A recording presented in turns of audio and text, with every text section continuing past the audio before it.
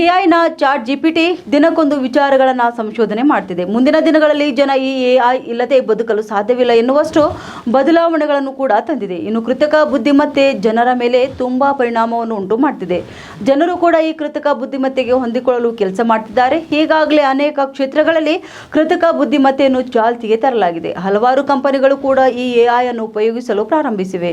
ಶಿಕ್ಷಣ ಕ್ಷೇತ್ರ, ತಂತ್ರಜ್ಞಾನ ಎಲ್ಲದರಲ್ಲೂ ಕೂಡ ಎಐ ಬಂದಿದೆ. ಜನರಿಗೆ ಬೇಕಾದ ಸಾಮಾನ್ಯ ಜ್ಞಾನ ಹಾಗೂ ಕೆಲವೊಂದು ಸಮಸ್ಯೆಗಳಿಗೆ ಇದು ಪರಿಹಾರ ನೀಡುತ್ತದೆ. ಇದೀಗ ವೈದ್ಯಕೀಯ ಕ್ಷೇತ್ರಕ್ಕೂ ಕಾಲಿಟ್ಟಿದೆ.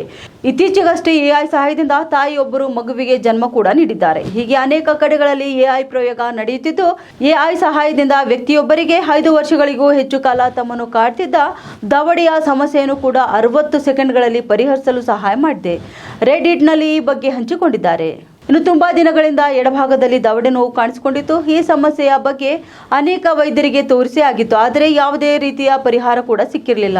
2 MRI, ಅನೇಕ ತಜ್ಞರ ಸಲಹೆ ಎಲ್ಲವನ್ನೂ ಮಾಡಿತು, ಆದರೆ ಯಾವುದೇ ಪರಿಹಾರ ಕಾಣಲಿಲ್ಲ. ಇನ್ನು ಚಾಟ್ ಜಿಪಿಟಿಯಲ್ಲಿ ಈ ಸಮಸ್ಯೆಯ ಬಗ್ಗೆ ಸಲಹೆ ಕೇಳಿದೆ, ಸಮಸ್ಯೆಗಳ ಬಗ್ಗೆ ವಿವರಿಸಿದೆ, ಅದಕ್ಕೆ ಸೂಕ್ತ ಪರಿಹಾರವನ್ನು ಚಾಟ್ ಜಿಪಿಟಿ ನೀಡಿದೆ ಎಂದು ಅವರು ಹೇಳಿಕೊಂಡಿದ್ದಾರೆ.